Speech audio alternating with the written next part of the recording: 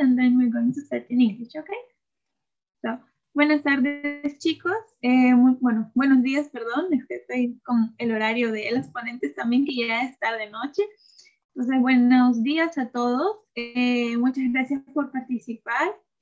Esperamos que esta actividad les va a gustar bastante. Está muy interesante y de verdad que es algo que muy pocas veces se puede ver, porque van a poder ver el contraste, ¿no?, de la mujer y sus diferentes problemáticas, cómo se desenvuelve, ¿no?, en diferentes problemas que puede presentar alrededor de su entorno, tanto religioso, social o familiar también, ¿no?, lo que es violencia y todo. Tenemos unas preguntas muy interesantes. Y bueno, antes de empezar ya con la presentación, quería darles algunas pautas generales. Bueno, como ya lo vieron en el mensaje que les envié, pues tienen que llenar el pretest, ¿no? Para recibir su puntaje de intercambio pretest, tienen que llenar el pretest. También tienen que estar presentes durante toda la actividad, ¿no? También al final se les va a enviar un post-test, y para que ustedes lo puedan llenar van a necesitar un código, ¿no? Este código se va a proyectar en cualquier momento de esta charla. En el código, pues la actividad queda inválida para puntaje de intercambio, así que no lo van a poder llenar. Después de eso, también es importante, nosotros tenemos ya una plataforma para poder realizar las preguntas, que van a entrar a un link y van a poder tipear sus preguntas, ¿ok? Entonces, si pueden, las preguntas traten de fijarlas en inglés para que nosotros ya podamos leerlas para las ponentes, porque como ya les mencionamos, pues esta charla va a ser en inglés en su totalidad. Debido a que pues tenemos a las ponentes de diferentes partes del mundo, la única que sabe hablar español es Fátima, así que las demás sí son en inglés, ¿ok? Después traten de mantener su micrófono apagado para que no hayan interrupciones. Y bueno, por el resto, creo que eso es todo con respecto a las indicaciones. Entonces creo que ya podríamos empezar con la actividad, por lo que le voy a dar el pase a la otra Elisa para que me pueda acompañar y ayudar, ¿no? Vamos a presentar a los ponentes y empezamos.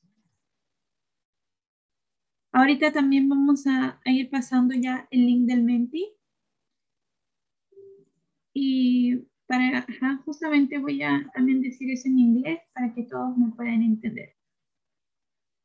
So, good morning here in Peru, or good afternoon, good evening, and the rest of the world.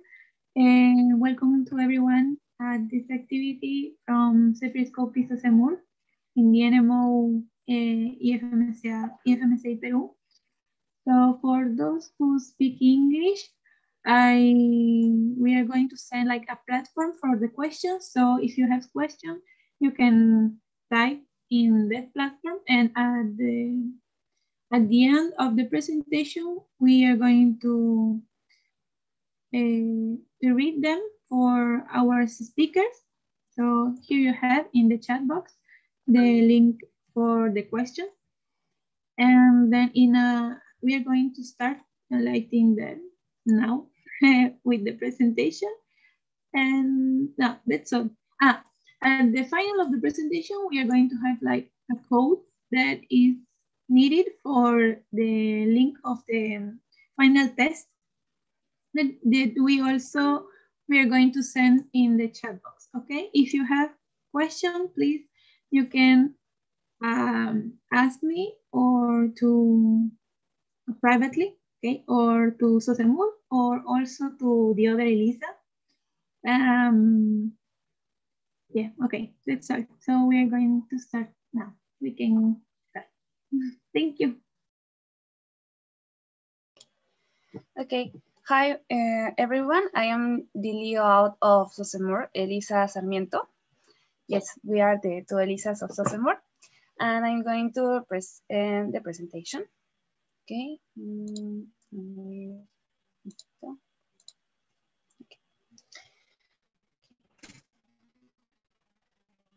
Well, today the activity is being a woman in 2020 21, the round table.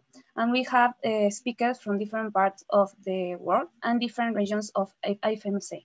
Okay, vamos a continuar. Okay. As I mentioned, we have different speakers today. The first speaker is from Macedonia, from MMC North Macedonia. Her name is Mina Kovandzick. Sorry, Mina, I have problems. And she is the vice president for exchanges. Yes, she's Mina. The other speaker is Surjabha. She is from India, from MC India, and she is a student in the MBBAs in the second year from the Jawaharlal Nehru Medical College in India, in Belgaum, Karnataka. The next speaker is Dia Abubakr. She is from Iraq and from Kurdistan, and she is the local officer on her LC. And finally, we have, yes, she is there. And finally, we have a Fátima Rodriguez. She is now the Escora D, and she is from Guatemala, IFIMSA, Guatemala. So as you can see, we have different presenters of different parts of the world, and each of the girls is representing one region of the IFMC. So we have different points of view today, and we are gonna discuss some questions. So we start now. Okay, the first question is, which is the most common type of violence against women shown in your country or region? We're gonna start with Mina. Hello, everyone. Can you hear me? Okay. Yes. So the most common type of violence against women in Macedonia is domestic violence. And in the statistics, it says that in more than 90% of reported cases of domestic violence in Macedonia, the victim was a woman.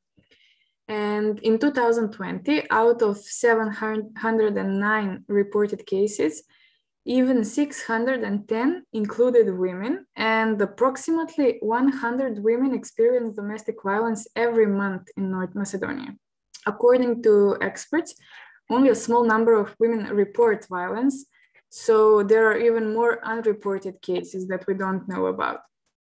According to one research, every sixth woman in Macedonia thinks that violence against women is very usual, and even 3 out of 10 women think that violence is very frequent in Macedonia, and they think that it is normal.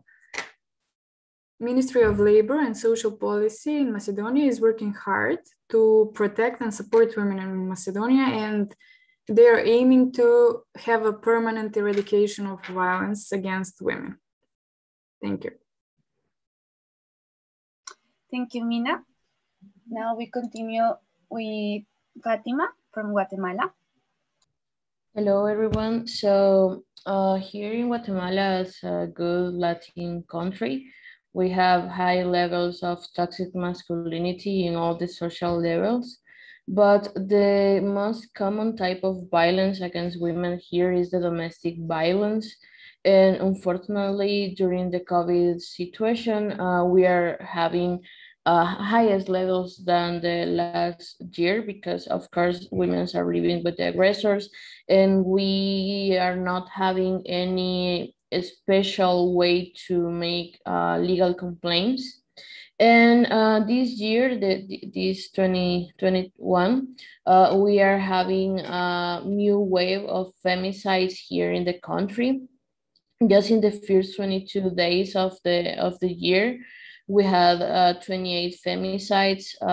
Sadly, the most number of victims were kids. And right now, this is like the new phenomenon here in the country. And as I say, thanks to the COVID situation, we are not having a legal system working in a normal way. So a lot of victims are still disappear, or a lot of victims are still living with the aggressors, and legally we cannot do nothing. But during the normal time, the domestic violence is the most common type of violence. And the second most common type of violence is the sexual violence, especially inside to the couples and inside to the family in general. Thank you, Fatima. We are gonna continue with the next country, Kurdistan. Dia, your microphone is off. Oops, my bad. Okay. So I guess like Macedonia and Guatemala, we have the same, we share the same most common form of violence against women, and that is domestic violence. And according to a report that was done by United Nations in 2013, 46% of girls surveyed aged between 10 to 14 were exposed to violence at least once by a family member. And also 46% of currently married women were exposed to at least one form of spousal violence. And that this is actually a high percentage. And the thing is, the actual data could be the actual situation could be much worse than the ones reported, because women may not want to report everything they experience, because out of fear from the abuser. And something else that was also written in the report, it said that 51% of the women surveyed thought that it was okay for their husbands to beat them. They thought that it was fine under certain circumstances. It was okay for their husbands to beat them, and that explains why many abuses would not be reported, because they don't even feel like they've been violated. And another violence against women that's still common here, it's not as common as it once was in the past, but the fact that it's still there is very sad, and that is honor killing. I don't know if you guys have heard about it, but usually how it happens here is that when a girl from a family has sex outside of marriage, so she's not married but has sex with her lover, and the family finds out, they feel like the honor of the family has been ruined, and they kill the girl to restore honor to the family. And as of last year, 12 cases of honor killing were reported. And the reason that this violence is still present is that there are reduced sentences under the Iraqi penal code for honor killing. So their sentences are usually reduced if it's a case of honor killing. Yeah. And that's it. Thank you, Dia. To finish this question, we are going to continue with India. Surjabha. Yes, so as the last three countries, it's the same with India also. India is a country of 1.34 billion people with 662 around million women, and out of that, more than 47% undergo domestic violence. So I think you can fathom how huge a number that is. And as Dia already said, a lot of women, a lot of the cases also do not get reported because of the fear and the stigma from the abuser, from the family. And it also, question comes on the honor and the respect and the character of the female. Also, after domestic violence, molestation, rape is also on the high rise in India. And so, because also, even though there are a lot of laws and there are a lot of care that is being taken, steps are being taken so we can prevent those, but the numbers are only increasing. I think there's this pie chart which is there. So you can see that there's a huge block which goes into domestic violence, a huge block goes into rape and molestation. And a lot of children are kidnapped, and trafficking is also quite rampant. Also, could I have the next slide? There is also something called dowry death, which is quite prevalent in India. So basically, this is a ritual rather along with marriage, which has come along since a long time. So basically, when a woman gets married, and so because historically women have been seen as a liability, so the family of the girl has to pay some amount of money or some amount of material good. It can be a car, it can be a bungalow, it can, something of material value to the groom's family, which is basically saying that the value of the women is equivalent to so much money. So basically, I'm giving you so much money, so please take care of my daughter. So that is the fundamental of the ritual. And so now, according to law, it's illegal. However, it is seen that people don't directly ask for a dowry, but they say during marriage, the groom's family tend to ask for a gift from the women's family. So so in some cases, husbands and in-laws will attempt to extort a greater dowry through continuous harassment and torture, which sometimes results in the wife committing suicide or the exchange of gifts, money, or property upon marriage of a family's daughter. So in South Asia, it's a very prevalent crime. And the most common forms of dowry-related violence are physical violence, marital rape, acid attacks, wife burning. And it was reported, according to a survey in around 2017, that 20 women in India die per day because of dowry death. And most of them, because it's happening, the entire family is pressurizing the women. So most of the time it's masked as a suicide, or it's masked as a self-harm case. So rarely those are reported as well. Yeah, that's it. Thank you, Surjabha. Now we continue with the next question. What is the average age of women to get married in your country? And does child marriage or arranged marriage happen? So we're going to start with Macedonia. Okay, so according to the State Statistical Office of the Republic of Macedonia, in the 2019, the average age of women to get married for the first time was 26.9 years. And in Macedonia, women mostly get married between the age of 25 to 29. However, there are ethnical differences, because in Macedonia we have several different ethnicities. And for example, out of 14,000 marriages that happen yearly in Macedonia, 13% are marriages between women younger than 18, and they mostly belong to Roma population that lives in Macedonia. And in Roma population, even 22% of women get married between the age of 15 to 19, which is a very young age to get married. We can move on to the next slide. Thank you.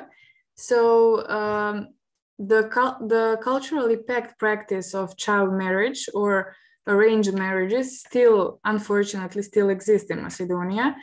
And it is very bad because girls are treated as commodities, and the gender inequality, discrimination, illiteracy, and vulnerability are widened.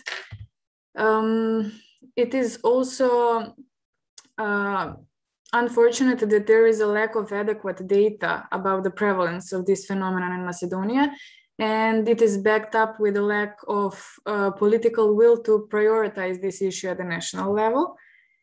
Usual causes of these child or arranged marriages are poverty and economic insecurity of a family, or maybe they thought that their daughter will have better life if she gets married, or that the other family will provide her enough money to have education Also, there are traditional and religious beliefs, protection, for example, from premarital sex relations.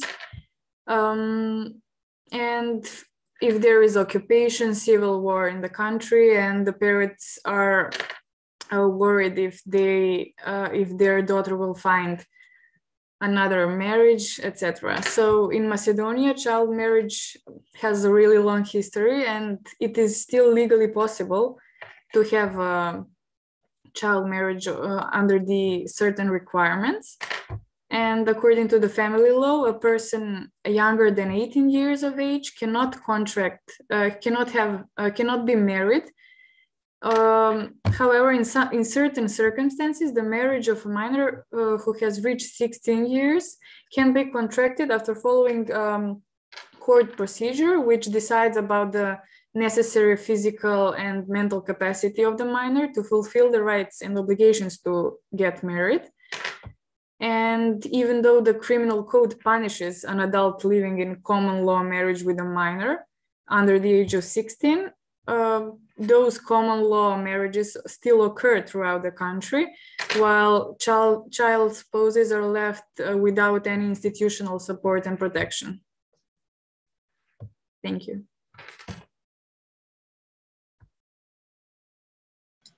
Thank you, Mina. Okay, you'll continue with Guatemala. So here in Guatemala, we have two different realities, the rural and the urban reality. So if we analyze the urban reality, the young people doesn't believe anymore in marriage, and a lot of young people is living in free unions with their partners, and they doesn't believe in the traditional structure of the family. But this is like a small reality just in some specific groups. In general, the rural people is still believing in marriage, is still believing in the traditional way to see the family. If we analyze the child marriage, we have love since August in 2017, and this law is trying to restrict the child's marriage, because before to this law here in the country, the child marriage was legal and it was recognized by the state. And even the unions between young people and old people were legal. But after this law, we have this like legal restriction. But here in the country, we have a high number of indigenous people living around all the country. So they still believe in the child's marriage, and they are still performing these traditional ceremonies. And if you see and if you go to these communities, you still can see these type of unions. Of course, they are not having legal unions. They are not living in a legal state. But we have here in the country, we have two laws or two different legal realities. We have the traditional legal reality and the indigenous legality. So the indigenous communities here have the specific code of laws. So according to these indigenous laws, they recognize this type of marriage. So for example, if you're living under these unions, you need to respect the indigenous code, and you need to respect the union. So right now, a lot of NGOs who work with human rights are trying to work with these specific laws, and they are trying to create changes inside to the indigenous regulations. but this is still a huge problem, especially, as I say, in these specific groups. In the rest of the country, as I said before, the people is trying to live in free union, especially the people who is having access to education and information. But in general, right now, the rate of marriage is between the 20 and the 25 years. But we are still having, for example, a lot of young and teenage pregnancies. So probably you are not living under the marriage, but you are being a mom at the 12 years old or something like that. So it's like a problem with the balance. We are not having a huge number of marriage, but we are having a lot of transgressions to human rights. Thank you, Fátima. The next is Ifimsa Kurdistan. Okay. The average age for marriage in Kurdistan is 20.7, and I guess that was lower than the average they had in Macedonia. And child marriage is technically illegal, like according to the law, but it's still there because people who engage in such unions don't go to court. They basically get married by religious, like imam, or basically a Muslim priest, because it's allowed in, I guess, Islam and other religions for children basically to get married. So it's common, relatively. It's more common in rural areas than urban areas. And the percentage of girls below 15 years who were married was 6.3% in rural areas and 5.4% in urban areas. So it's slightly lower in urban areas. And that's the age of 15. And for the age of 15 to 19, 20.53% of females were married at this age range. And that is a high percentage, I would say, 20.53. Yeah. So yeah, technically it's not allowed in court, but it's still done in religious settings. Thank you, Dia. Finally, with India. In India, according to the law, a woman, the youngest age at which a girl can get married is 18 years of age, and a man at the age of 21. In India, arranged marriages is pretty common. As you can see, almost 75.4% of the women get married into because the family and decided by the family. So and next slide, please.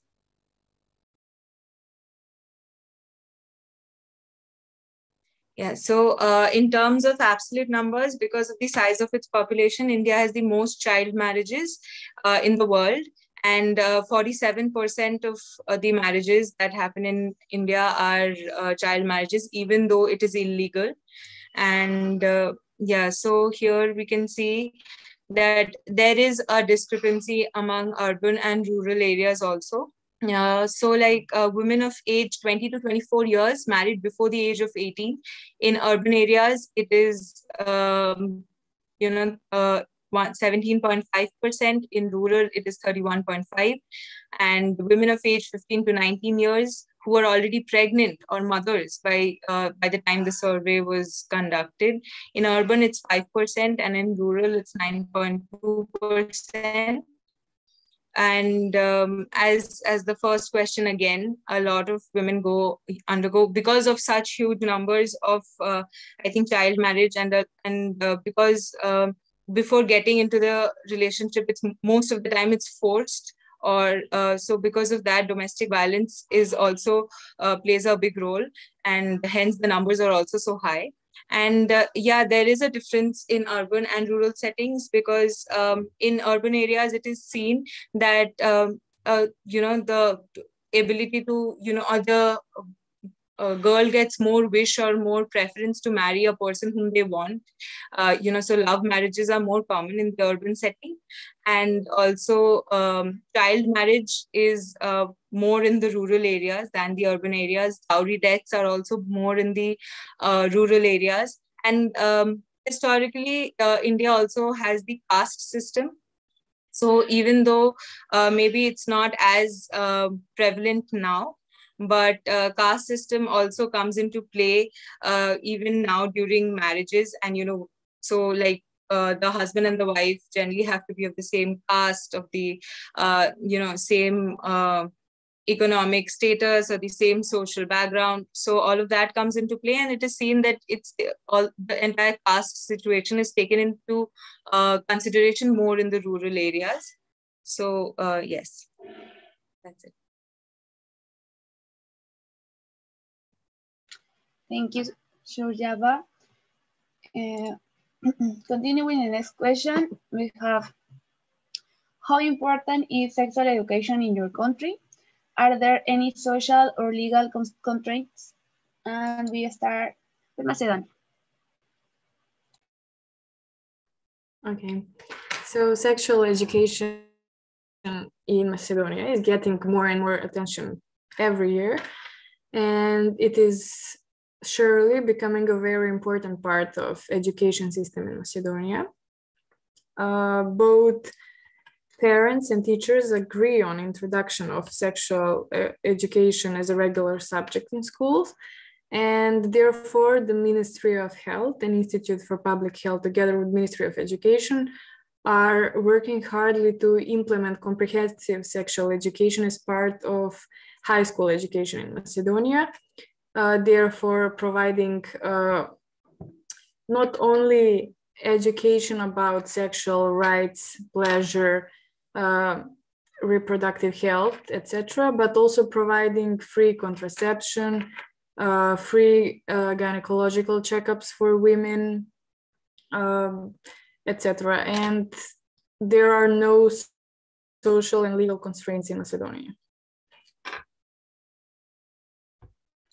Thank you, Mina. The next is Infinza, Guatemala. So sexual education is not a priority for this country. Unfortunately, the state and the church work together as two coalitions. So the problem is that even if the states want to create some spaces for discuss about CSE, the church doesn't believe in these proposals. So if you have access to CSE or comprehensive sexuality education, you are literally living in a privilege, because this is like a taboo topic here in almost all the cities, in almost all the families, and even in the schools. So the young population is not having access to contraception, is not having access to, for example, family planning ideas or family planning tools. So this is like a huge problem, because here in the country, we have one of the highest rates of teenage pregnancies around the world. Here we are having a lot of moms between 10 and 12 years. So this is literally a huge problem, and the emergencies are full of young people suffering sexual aggressions, living with these teenage pregnancies, but we cannot do anything in order to provide information about prevention, because it's not illegal. We don't have any legal restriction, but we don't have freedom to talk about this. Actually, the last year, some of the traditional and conservative politicians proposed a new law this law was in order to protect the family and the society in general. So one of the points of this proposal, this initiative of law, was make illegal the sexual education and restrict sexual education just for families. So you as a head of family can decide if you want to share this information with your kids or not. Thank God this just was a proposal, and this wasn't approved by the government, but we have these traditional politicians trying to restrict this information. So sexuality is a taboo here. As I say, if you have information and access to CSC in general, you're having a huge privilege, and nobody's talking about this. And we live in a society with a high level of sexual content. Have access to sexual content here is super easy.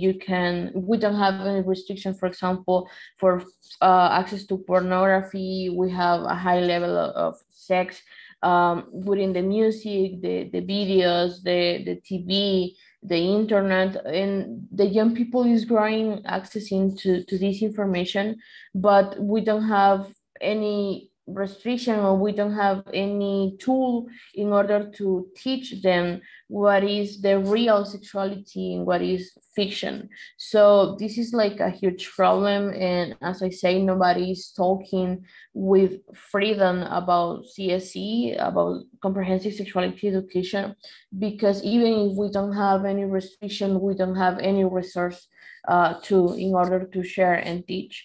So this is like the general vision here in the country, and we are still trying to do something in order to open more spaces to share sexuality education. But if you know something about sexuality education, probably you learn this because of your family, or because probably you are studying in a private school, and this school have a different system than the national system of education. But this is like a huge problematic here in the country. Thank you, Fatima. The next is Kurdistan. Okay. Sex education is basically non-existent in schools. So we grow up knowing nothing about sex until you study reproductive health in biology class, and you're like, well, that's how reproduction works. But yeah, nobody talks about it because sex outside of marriage is a taboo, and people who are not married are not expected to have sex, and if they do, then it's really frowned upon. So we basically pretend that it doesn't exist until couples get married, and then just before they get married, they take some classes, and which basically tells them what to do. That's all the sex education that is offered. So yeah, and we don't really have high rates of teenage pregnancies. I've actually never heard of it, and I do think like it is frowned upon, and people don't really do it outside of marriage. I mean, maybe some people do, but they're educated about it, like they educate themselves about it. But like sex education is not offered, or gynecological checkups or contraceptions to schools, they don't exist.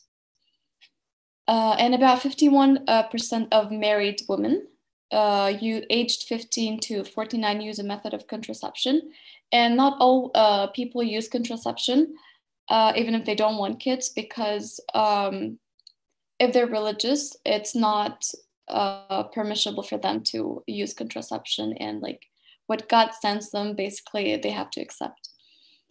And of the people who use contraception, they use 33% use modern methods of contraceptions like condoms and pills and all that, and 80% use traditional method, which is like the natural method. And I guess I have a next slide. Do I?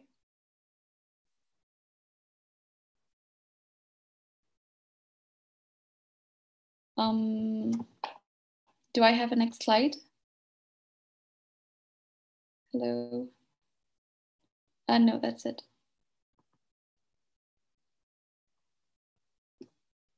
No, yet. Okay. Okay. We can continue with Surjabha. Elisa, please. Next slide.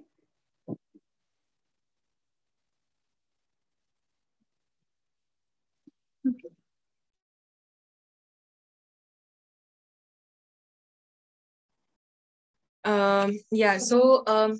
Sex education is very important and very much required in our country, because the sex ratio in India is 948 is to 1,000 males according to 2020, and so it's not equal, and this is propagated by several factors, including lower nutrition, female infanticide, and cultural preference, which boys get. And 36% of children aged between 13 to 16 and 64% of adolescents are pregnant or already mothers. And contraception is rarely used within or outside marriage. And as we saw earlier also, child marriages form a huge number.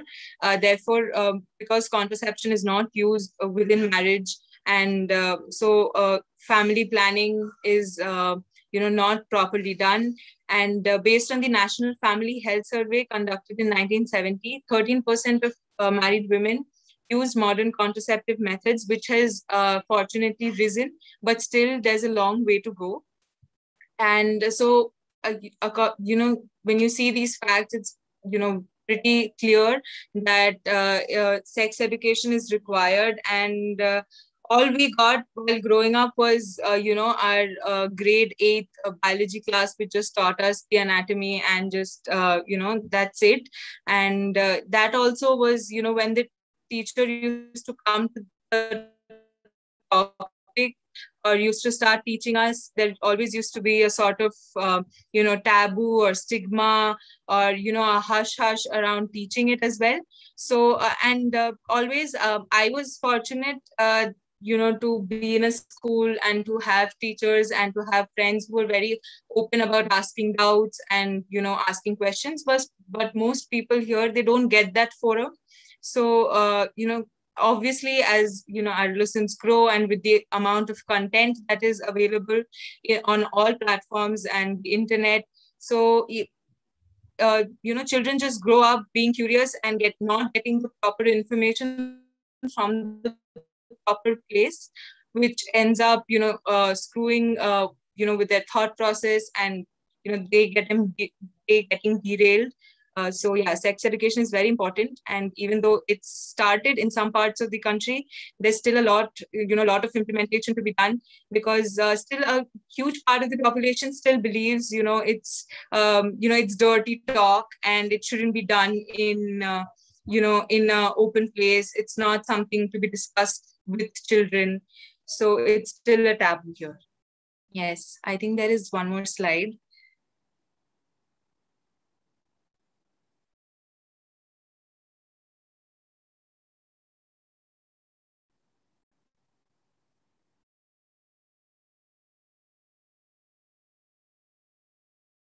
Yeah, so more than 4 million people in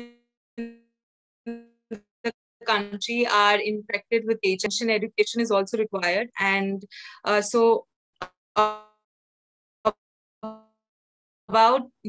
a huge 30% of our adolescents, of our teenage people, are not even literate. Forget about sex education. Even the basic literacy has still not reached everybody yet. So yeah, there's a lot to be done yet. However, the National Council of Educational Research and Training initiated sex education, and there are programs, like accredited social health activists, which encourage women to register pregnancies. So family planning and sterilization programs, those have still at least made some progress. And however, basic sex education in schools, that is still in the process of implementation. Yeah.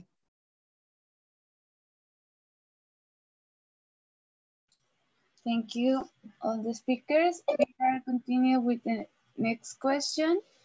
And is the abortion legal in your region? If so, are there requirements for this?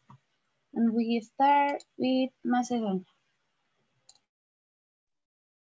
So yes, in Macedonia, abortion is legal and it can be performed under circumstances, such as it can be performed until 10th week of conception and only with the consent from the mother. If the pregnant woman is under the age of 18, abortion can only be performed with the consent of her parents, either mother or father.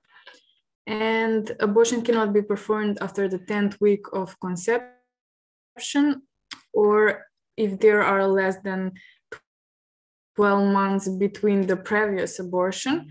However, these requirements do not apply in some cases, such as if the pregnancy is a risk for the life of the mother, or if the child will be born with some severe congenital anomalies, or if the act of conception was rape.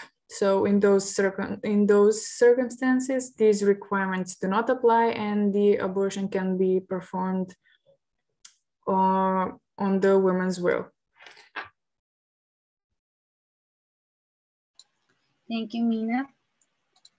The next is, if I may say, Guatemala. So talking about Latin America, we have one of the most restrictive regions for the abortion topic. Of course, we have some countries making the change and making the difference. The most recent is Argentina. But here in just talking about Latin America, a lot of countries are still restricting the access to the safe abortion.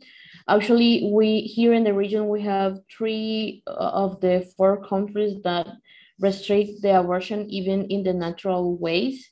Dominican Republic, El Salvador, and Nicaragua. So these 3 countries, for example, penalize the spontaneous and the natural abortion, and we can evidence a lot of women's in jail right now because they have an spontaneous or natural abortion. So this is like a sad reality here in the region because, as I said before in the previous question, in so many countries here, the state and the church work together and they have like strategies together. So because of this situation with religion, we cannot accept the abortion as a legal thing. So it's talking about Guatemala, we just have one specific regulation to accept abortion. And this is when your life is in risk or danger and one of your main doctors recommend abortion. But this is not just a recommendation. This doctor needs to find other 3 doctors to support the evaluation and the recommendation, and they need to sign a legal acceptance of the abortion.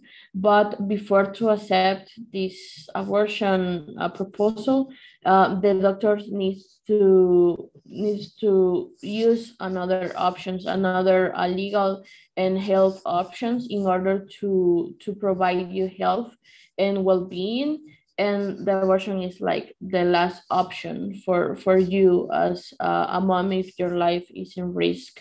But right now the government is analyzing a project of law who pretends to illegalize the abortion in all the options similar than El Salvador. So this is like a probability right now.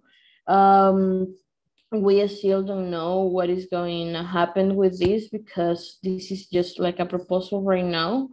But as I said before, it is a possibility. So Central America, as I say in the previous question, is having high levels of teenage pregnancies.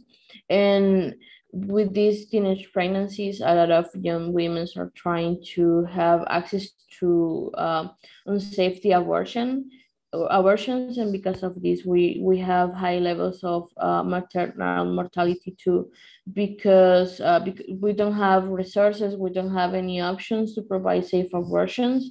So women try to find any solution, even if the solution is not a safety one. So this is like a circle.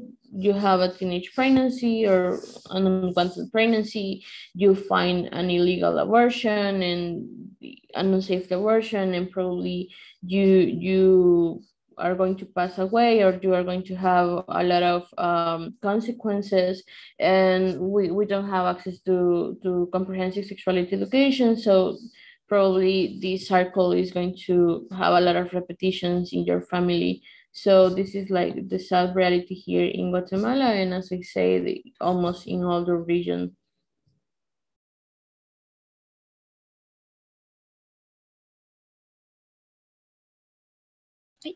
Thank you, Fátima. The next is IFMSA Kurdistan. Okay, so abortion here is only permitted to preserve a woman's life. It's not allowed in the cases of rape, incest, to preserve a woman's physical or mental health, and for economic or social reasons, or on request. It's only allowed if it's going to save the woman's life. However, it's done illegally, like if there is patient-doctor trust, or if the doctor trusts the patient to not go report it or tell people about it, it can be done. And sometimes if it's self-administered abortion, or it could be done surgically, as I said, if it's not reported and the doctor does it in trust. So yeah.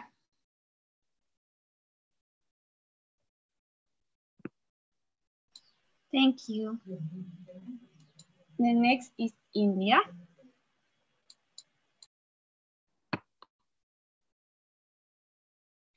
So abortion is legal in India, and there is the Medical Termination of Pregnancy Act, which was passed in 1971. So it is possible in the following cases. So if it's therapeutic, that means if the pregnancy is endangering the life of the woman or causing any serious injury to her physical or mental health. If it's eugenic, that means if there's a risk of the child being born with some serious physical or mental abnormalities, in that case, a decision to terminate the pregnancy can be taken.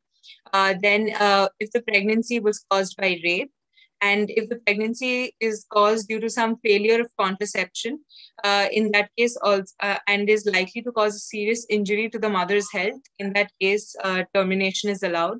And when social or economic environment actually is actually or reasonably expected and injure the mother's health, that means if the parents are not in a situation or not in a position to be able to handle a pregnancy, which was most probably unplanned, in that case, they can think about termination of the pregnancy. Also, next slide, please.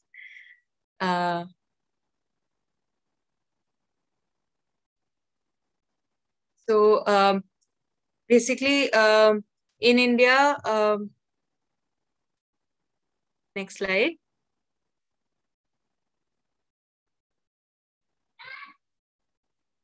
So abortion is whether to terminate the pregnancy or not is completely the woman's decision, even if the husband is willing or not.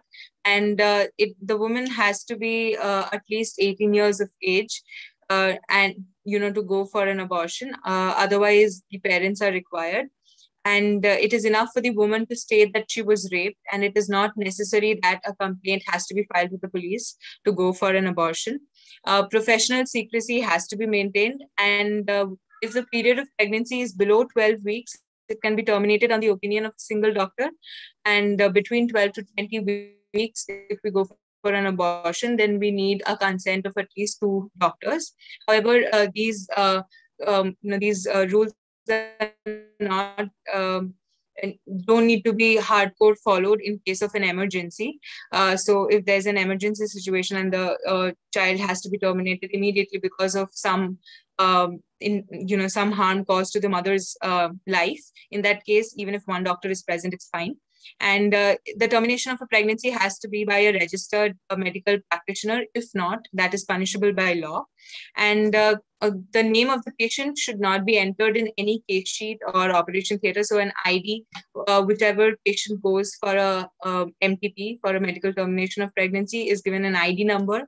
And that ID number is how they record the patient and not the name, so that the confidentiality of the patient is maintained. Yes. Thank you, Surjabha. Okay. The next question is, in relation to equality between men and women in your region, do they have the same possibilities in access to education, a job, or a high-rank position? And if so, do you consider equal pay is provided? So we are gonna start with North Macedonia. Okay, thank you. So, as the world is striving towards the gender equality, so is our country trying to meet the new standards and eliminate the inequality wherever it may be found. And education and access to education in Macedonia, here in Macedonia, is the same for both sexes. There is no discrimination in that area. This is a field which is a must to be equal for both sexes, as this breeds a healthy working economy for the country. Also, the salary is equal for both sexes, and that is a point which is very encouraging. Unlike in the other countries, such as the USA, for example, here for the same position, for example, for a medical doctor, the male and female both get the same amount of money for the salary. However, there is still ongoing and visible discrimination for job positions, and mainly the high-ranking positions are reserved for men, and it is difficult for a female to enter or require such a position because of a still strong sexist opinion or male predominance in that field. And that is for Macedonia. Thank you. The next is, I'm going to say Guatemala. So gender equity and gender equality definitely are not a reality here in Guatemala. We have a huge gender gap between males and females. For example, if we talk about access to education, especially in rural areas, is just a privilege for boys and not for girls, because in so many communities, the role of the girl is like a housewife, and they have the obligations to support their moms. And this is like the priority number one that they have, and have access to education is not a priority for they. But for men, it's like a rule. If you're a man, you are going to have access to education. And in the urban areas, we have like a similar access to opportunities, especially if we talk about families who have a good economical position, that we don't have like restrictions or something. But it's not like a general reality, because here in the country, or you have money or you don't. And if you don't have money, probably you are going to face a lot of obstacles and a lot of lack of opportunities. So being a girl, especially here in rural areas, is like a huge obstacle. For example, if you are performing any economical task, you are going to have a lack of privilege. Probably you're going to have more responsibilities, but less access to an equal salary. So the gender gap, as I said before, is huge and is highest if you are not having access to education, or if you are not having access to economical possibilities. So here in Guatemala, being a woman is like a death sentence. And if it's not a death sentence, it's almost like a death sentence, because you need to accept that you're going to live with less opportunities and less possibilities than males. So yeah, that's the sad reality here in the country. Thank you, Fatima. The next is I from the Kurdistan. Okay. The legal position of women in the Kurdistan region of Iraq has improved in the last decade, more so than women in other parts of Iraq. In fact, the most recent leader of the parliament has been elected, and she's a woman, and that's good news. As for educational opportunities, I could say that it's equal. Women and men get the same opportunity to go to school and go to college. The rates are equal. Kurdish women's participation in political and public life also remains limited, even though they do get into some political positions, but their positions are mainly symbolic, and they're usually under the influence of the party that they're elected for, and they're not going to have opinions of their own. Basically, yeah, it's still pretty dominated by men. A large portion of women in the region face impediments in public participation, achieve lower levels of educational attainment than men, and experience gender discrimination. That's mostly true for other parts of Iraq.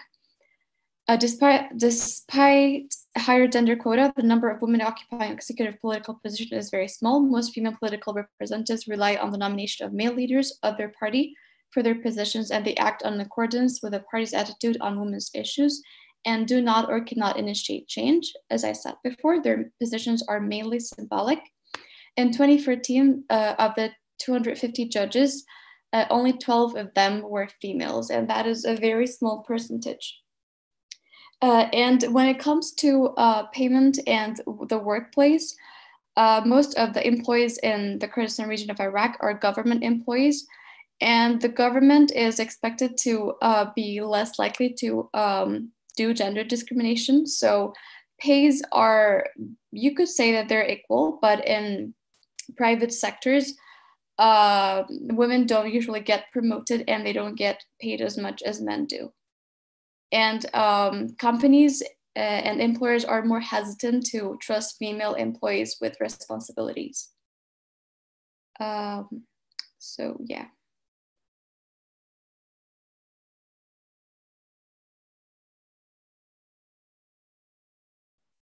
Thank you, Dia. And we continue with India. Yes, so in India, most of around 60% of the entire population is engaged in agriculture. So when we come to women as well, most of the women are also involved in agriculture. As we can see here on the chart, it's almost a 70%. And there's also a rise in the IT sector in India. So in the service sector, as doctors, as engineers, a lot of women are also, we can see, almost at par with the number of males. And salaries are also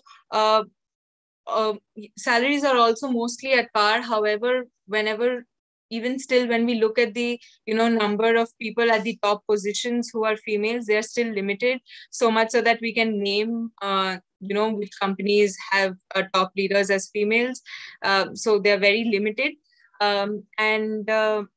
So India's even unemployment rate, if you see, females are way more unemployed, and labor force is really low. And there was also the survey which says that if the number of women who are still unemployed in India, if all of them get a job, then there can be a huge rise in the GDP of the country. Also, I think a lot of the social factors and a lot of the factors come into play when you talk about employment.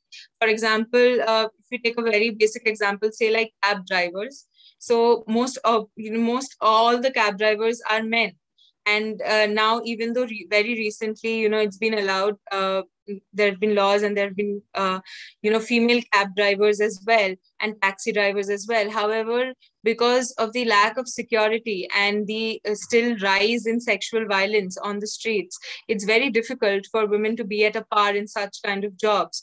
So whenever we need to open job employments and we need to give equal opportunities to both sexes, there also has to be, equal taken care of all the needs, socially as well as economically.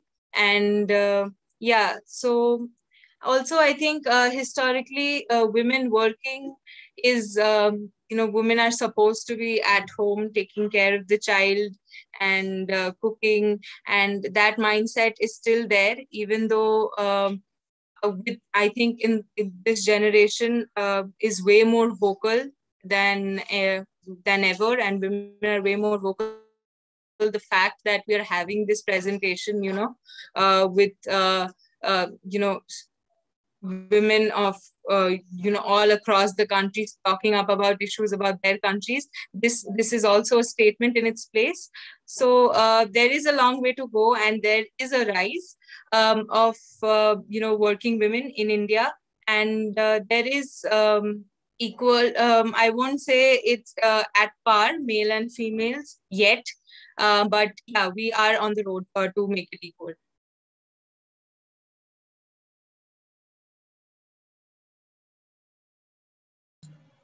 Thank you, Surjabha. There is one more. Yes, there is one more.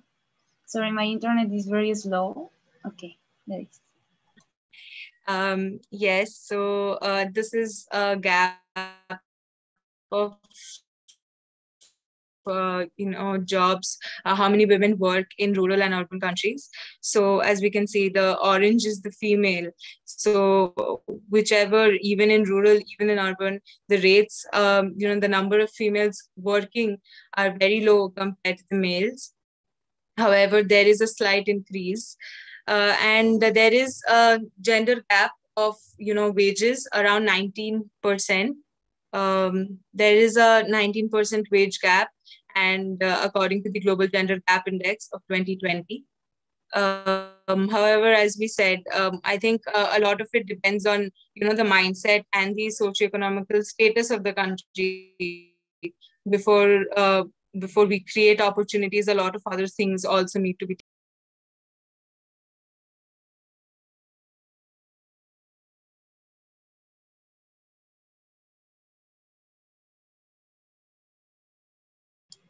Okay. Thank you, Surjabha. Well, we want to leave you a final message of this presentation. Now, we have a space for questions.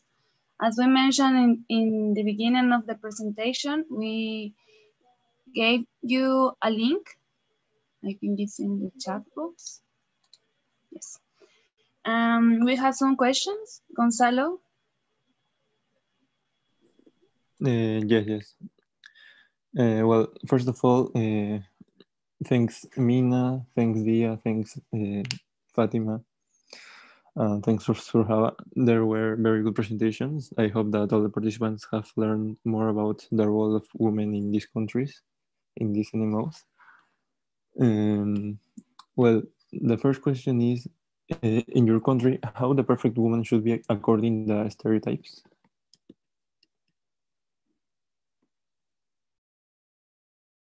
Okay, we can continue with the order. So first, can answer the question Mina, then Fátima. No, sorry. Yes, Fátima after Dia and Surjabha. It's okay for you? Well, I think she needs to be a superwoman in order to be perfect, for the people from Macedonia. So she needs to be educated, she needs to be fit, she needs to be beautiful, she needs to have kids, she needs to have enough time, you know, for the house, to clean everything, to have enough time for the family, but also to work, and which is, I think, kind of impossible. But the women here are, you know, trying to have all of that. Thank you, Fátima. What about Guatemala? So here you need to accept and be okay with gender roles. For example, you need to think and be okay with the family idea. For example, if you can, you need to be virgin until the marriage, and you, for example, need to be in home and accept all the rules in your home, and you need to have like we don't have like a physical stereotype of beauty, I think, but if we talk about behavior, you need to be quiet, and you need to accept all the things that the people with authority say, and you need to accept, for example, the rules in your house, and for example, you need to reject the new ways to see the life. For example, you need to reject the idea to be empowered, or for example support the feminist movements, or you need to reject the idea to be agree with the abortion movements. You need to reject the physical modifications, tattoos, the new fashion things, and you need to be conservative, and of course respect the religious ideas, because for so many families, for so many people, religion is super important. So if you are against these rules, if you are against these traditions, you are going to reflect a bad image about you. So I think that the religious idea is the most important one here in order to be perfect on the society aids. Thank you, Maudia. Okay, well, society here has unrealistically high expectations for women. We are expected to be good looking, educated, and have a good reputation. And as Fatima said, virginity is also expected at marriage. And you're not supposed to go out with your friends and come back late. You have to be obedient to your family, parents, and husband, potentially. And yeah, it's very unrealistic, but it's there, and we're trying to be rebellious and break them. To eradicate them. Okay, thank you. And then Surjabha.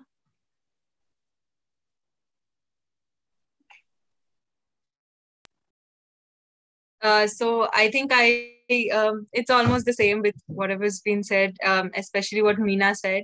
I think, you know, woman is a perfect woman is expected, you know, to be educated, to look good, to be, you know, strike the perfect balance between work and, you know, managing the family, having kids at a right age, and, you know, spending the right amount of time at home, as well as, you know, also being financially stable herself. And yeah, there are restrictions as to, you know, like say if there are two siblings, like a brother and a sister, there are obviously more restrictions on the sister as to when you should be back home, or whether you can have a sleepover with your friends. And so all of that is there. But yeah, as I think Dia also said, we are all trying to be rebellious and make our own norm and our own standard of what's perfect, and you know, define it for ourselves and be who we are at the end of the day.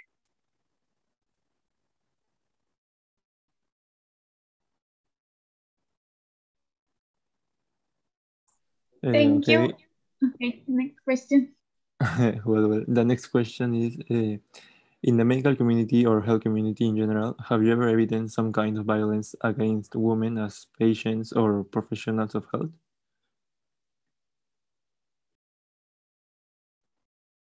I'm sorry, I couldn't hear. Could the question please be repeated? Me neither. Okay. In the medical community or health community in general, have you ever evidenced some kind of violence against women as patients or professionals of health? Okay, so if I'm the first, it doesn't happen, like there is no, in Macedonia, there is no difference between men and women in health or medicine. And there is violence against doctors, but there is no difference between male doctors or female doctors. Patients can be violent, for example, but they do that equally to both female and male doctors. So it doesn't happen only to female doctors, and there is no difference between. It's pretty equal in Macedonia. Here in Guatemala, we have a gap and a huge difference between males and females in the health services. For example, we have some specialties that are just for males.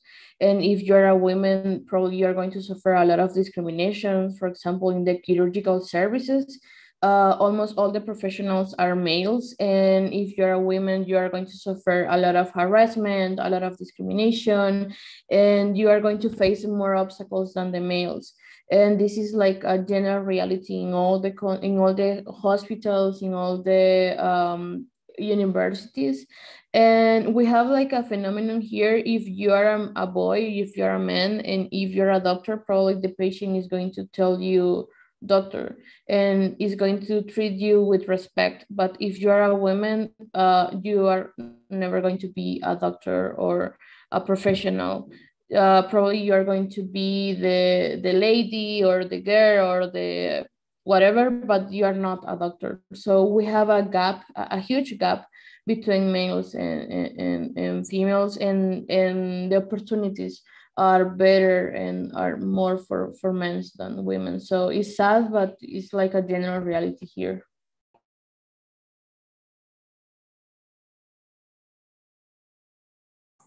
Okay, thank you. And Dia? Okay, it's me. Violence in a medical setting. As a medical student, I've never experienced it myself, nor have I heard of any woman being violated. However,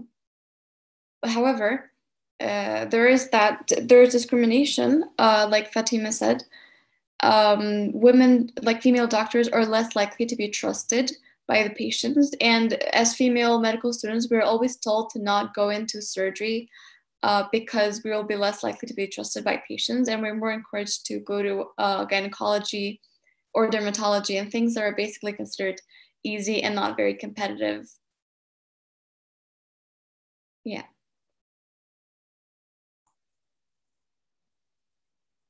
Thank you. And then Surjabha. In India, discrimination from patients, I think like in terms of violence, it's not segregated. If a patient is violent or vandalizing, it is against both male as well as female. There is no difference in that. However, I do agree that the number of doctors in certain specialties are seen. Certain specialties, especially for example, say surgery, is seen to be more male dominated. So even though right now the number of female doctors are almost coming at par, but yeah, that discrimination is still there, and you are more likely to be told or by your people around you to take a easier specialty because you are expected to also have a family life which you will have to balance with your professional life, which is not generally questioned to the male counterparts. But yeah, otherwise violence as such, I don't think, is directed only towards females. It's if a patient is angry and goes out of hand, they are going out of hand against both male as well as female doctors. Okay, thanks. Well, the next question is for Dia. It says, Dia, you said about the honor marriage and all the consequences that happens because of that. So, is killing the woman the only way to honor the family? Can we do something to avoid them doing this? I didn't get the question. Can you please repeat it? Okay. You said about honor marriage and all the consequences that happens because of that. You mean honor killing? Honor marriage. Okay, I talked about honor killing. Okay, your question? Okay. Is killing the woman the only way to honor the family? Can we do something to avoid them? That's their belief system. That's what they think. Of course, it's very absurd and doesn't make any sense to kill a woman to restore honor to a family. It doesn't make sense to any of us, I hope. But that's just their belief system. And it's not very prevalent. It's not that common. Not a lot of people think that way, but it's mostly people in rural areas who think about honor killing and honor of the family. That's just how they do it.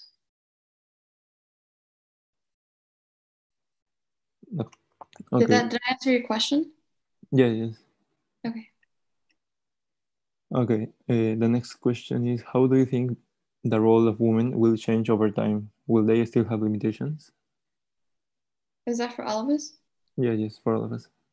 Okay, so I guess Mina should go.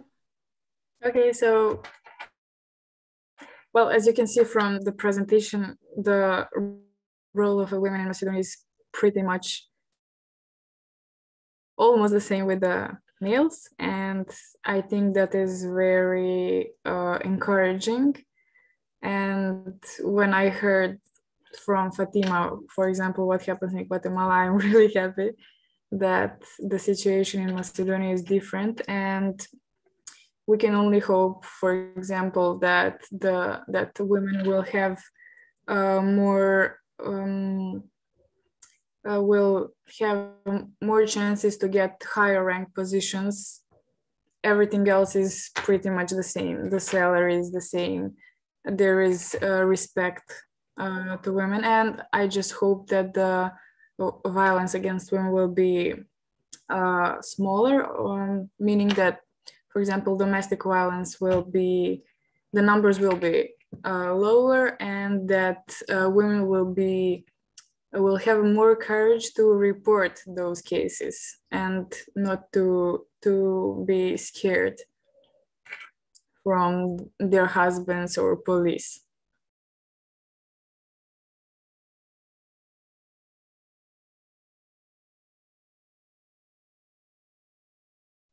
Okay, Fátima. Yeah, so I think the new generations are trying to make the change. Here, for example, in Latin America, the feminist movements are trying to change the things, are trying to change the rules and the roles that we already have. So I try to be positive if I think in the future, because we are losing the fears and we are losing the respect to the old traditions, and we are trying to create more opportunities, and we're trying to create more inclusive spaces for everyone, and we are raising our voice, and I think that is making the change. For example, if we analyze the situation in Argentina or Mexico, the young movements are making the changes because they are on the streets and they are fighting and they are providing visibility to the marginalized groups. So I want to think and I want to believe that the future is going to be positive, because we are making the change, and we are trying to change all the old-fashioned things that we already have here in our region. So we still have a lot of things to change, and we need to be constant with this fight. But I think we are making the change, and we are changing the things. And I think this is not just a women's fight. I think that the males are trying to work with us and fight with us. So if we work together, I think that we can make the different things for the future. And our reality is better than the reality to our moms, and probably the reality to the new generation is going to be different than ours, because, as I say, we are on the street and we are raising our voice. So I want to be positive, and I want to believe that better things are coming for us here in the Americas. Okay. Are you done? Okay. So I think the role of women in Kurdistan is heading towards a better direction. I mean, things may not look very good right now, but every day more women are being educated about their rights, and women rights advocates are everywhere, trying to stand up for women who are being violated. And I think we're taking baby steps, but I see a brighter future. And I feel like things are getting better because I have much more freedom, and I have better opportunities than my mom did, and my mom had better opportunities than my grandma did. So I would say I'm hopeful.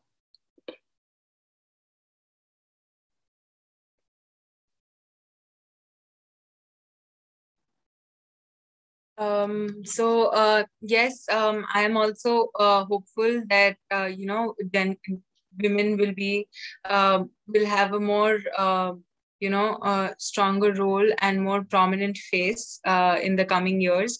And also I feel that today's women are way more vocal and way more they know when and how to stand up for what they know is their right. And if we compare with our mothers or our grandmothers, the generations, talking about issues, putting it up on a platform, demanding for your rights and standing up for what you truly believe, creating your own niche, and all of that, I think, is increasing and is all a sign towards progress. And in India also, I think,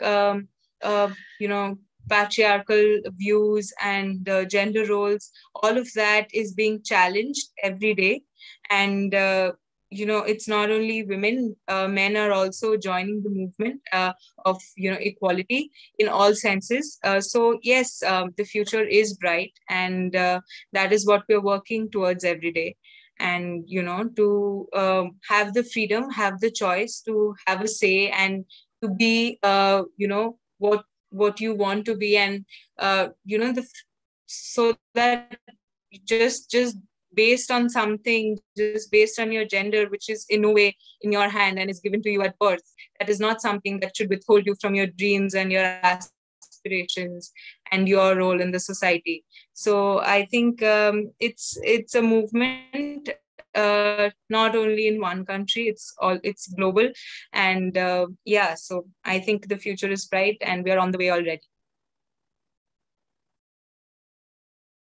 Okay, thanks, Surjabha. The next question is, hello, please could you tell us about rape culture in your country? Is it happening a lot? For rape culture, I mean when the victim is blamed for the violence or for being raped. Thank you.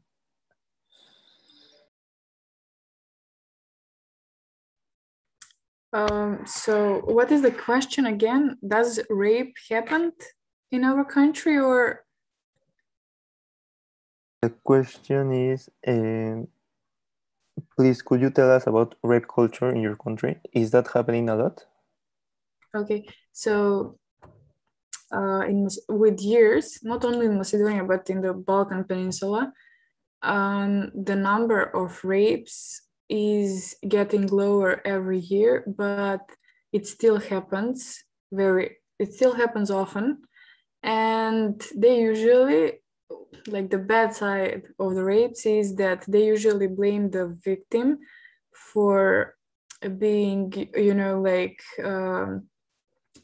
I don't know, they are telling that she wore a short skirt, or that she was walking and watching the male, she was provocating them.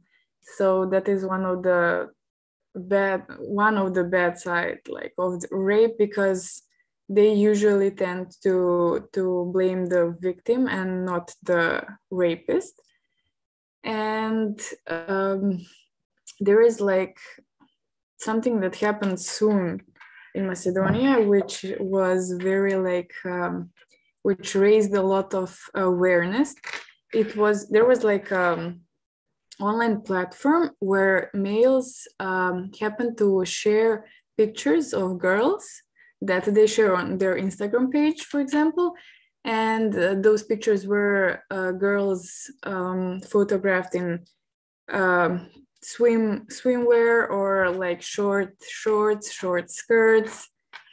And they happened to exchange, like, they were giving their telephone, they were giving other males their names, the name of the girls. So they started calling and writing provocative messages with bad messages like, "You're a slut, shame on you," or other males tried to call her on a date or wanted to have sex with her, etc. So there was one girl that was very brave, and she shared her story on social media. And they are even trying to have like a new law that will for those males that created that platform to be punished and maybe even go to prison.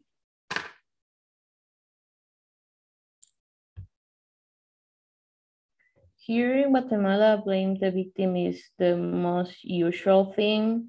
And if you are the victim, probably you prefer don't tell and don't share your story, because you are going to suffer discrimination and your family is going to lose like the privilege or the good position in your community. So because of this, a lot of people prefer just be quiet and don't go and trying to find justice, because this is like something wrong and something bad for the family. And of course, if you're a survivor, the people is going to tell you, probably it's your fault because you were in a wrong time on the street, or because you were dressing something wrong, and it's your fault. So the situation here is almost the same for all the victims, and they prefer be quiet and don't share anything, because it's like a super complicated affront, the process of being a survivor, and at the same time from the process of suffer discrimination from the society. So yeah, this is something super common here. And even if you are the victim or the survivor, always is your fault, and the aggressor is like almost always innocent.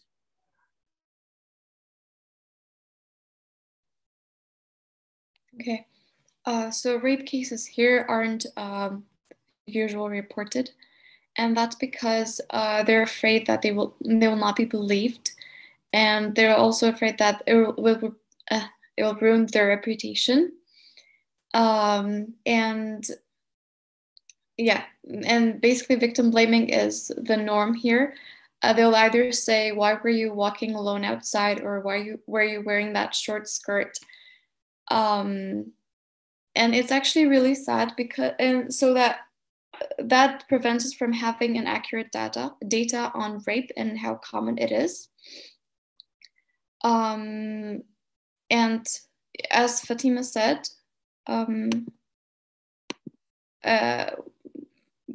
women don't usually report them because they're afraid of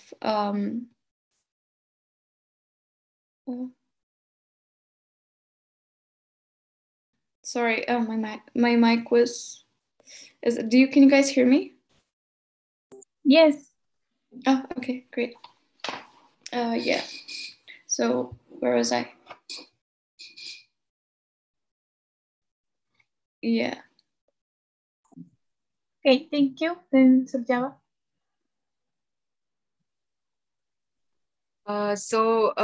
Yes, so even when rapes do manage to get reported and go to, the case goes to court, and even then, it always comes around to why was the girl out so late, or why was she wearing short clothes, or why was she wearing, why did she have a glass of wine in her hand, or she was the one who was provocating, why was she talking to men.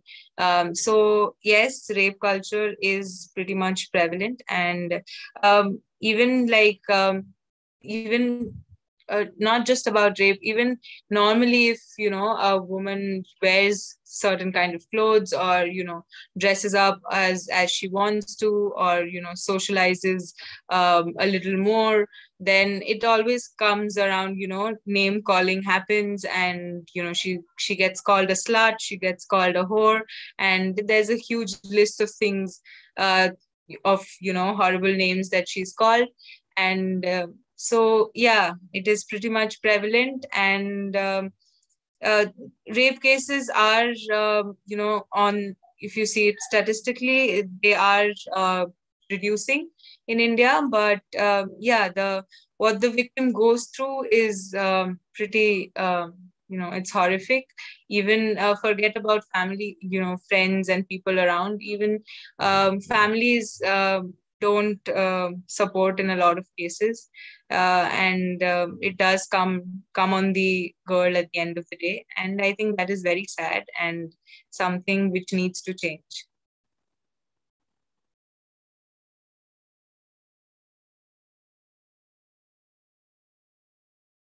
Okay, thank you. Thank you for the answers.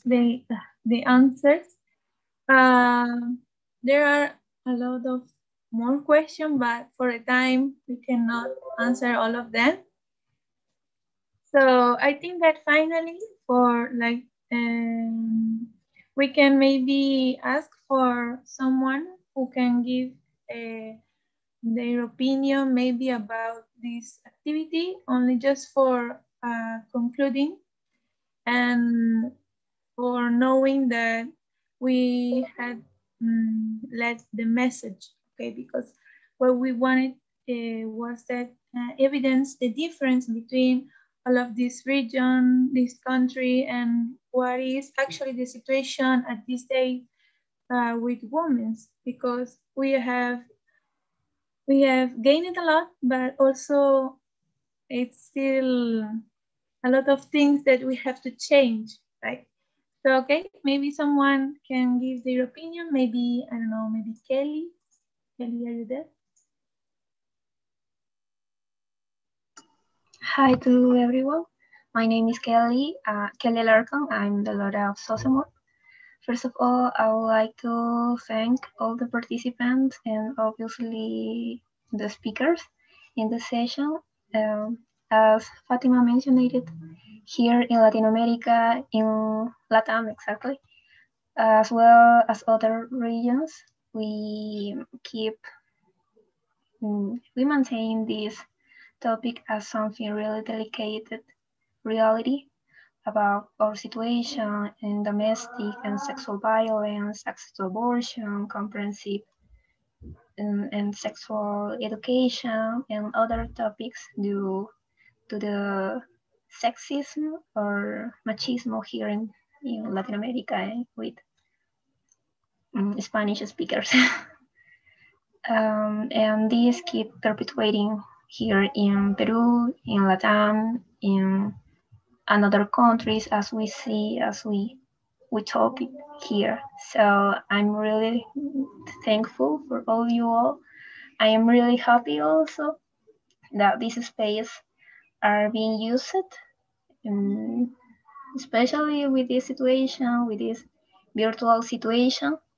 I'm really glad to be able to take that advantage of the virtuality for share our perspective or statistics or data about this situation, the female situation around the world with excellent representatives. So thank you again. We know that coordinate and schedule is really hard. So also I would like to thank Elisa Escaliti and Elisa Sarmiento for give us the opportunity for share this space with all of you with different schedules around the world. And I don't know, I would like to get this meeting again, talk about another topics, maybe like abortion as we did here, or LGBT community or another topics, because share or international information, just talk about these topics is really important for us and for all the audience here. So thank you so much for all you all. Thank you, Kelly. And I don't know if maybe there is someone else. Maybe Mariale also? Or other person? Okay. Sorry, I wasn't expecting this, but I want to thank everyone for being here, to the participants and the speakers for accepting this opportunity to share about their region, especially your country. We have seen that we have similarities and differences between each country. And we have so much to work about that, about women's role. And I think that we are in a good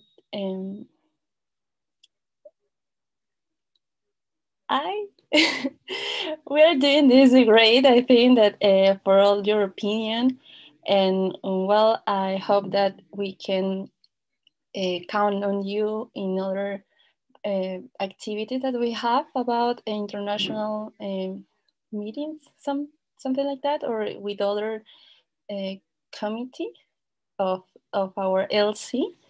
So thank you so much for opening our minds and for sharing your opinion and your reality of this different situation of women. So thank you so much for everything and for the time that you have spent doing this, and hope we can see each other soon, well, virtuality. So thank you so much. Okay, thank you. And there is the last one participant who wants to tell us something. So Francesca, you can go ahead. Please turn on your microphone and go. Yes, hi to everybody. I would like to say, first of all, thank you to all of you for doing this beautiful activity. Sorry, I cannot turn on my camera. My camera isn't working right now. I think it was really beautiful, and we could learn a little bit more about each situation in each country. Like Fátima said, we in Latin America, maybe our reality is a little kind of difficult or different between, I don't know, Europe or Africa or Asia or North America or like that.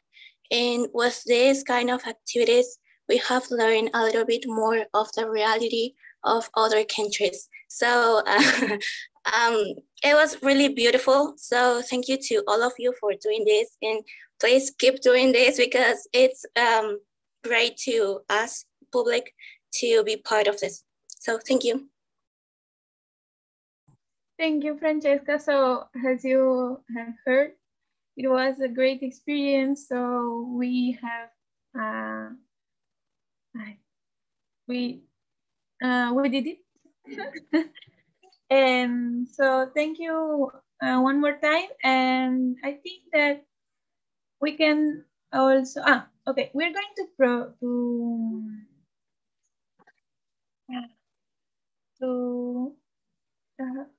send the link of the post test. Also, we are going to proyectar el código, Elisa. I'm sorry. Okay. No problem. Okay. Now we are gonna present the code for the post test. That if you are in the WhatsApp group, we send it a message. You need this code for your participant. Okay. And I'm going to send the link. A moment, please.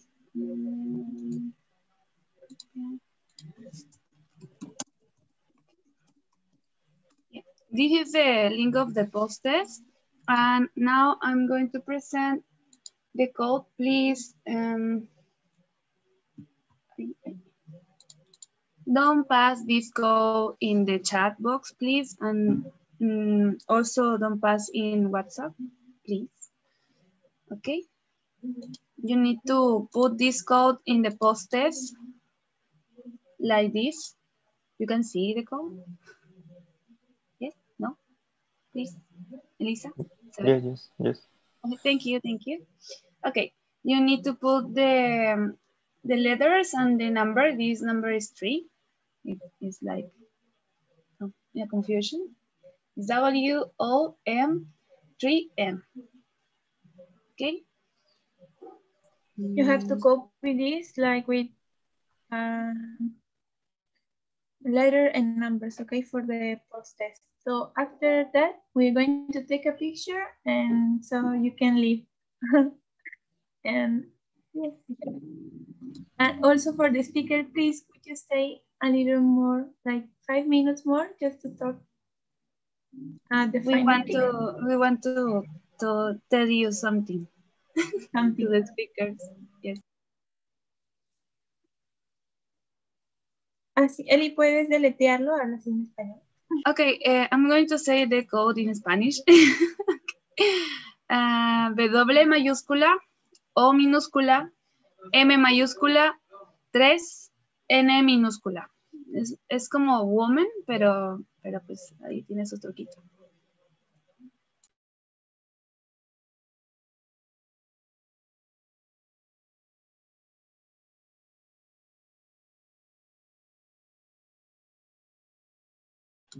Okay. Now I'm... Okay, listo. Okay. And you need to put the code, as I mentioned, in the post test and complete the post test only if you have a high score like 11, 12 and more. You will going to receive your certificate if you are not from SOCEMURP.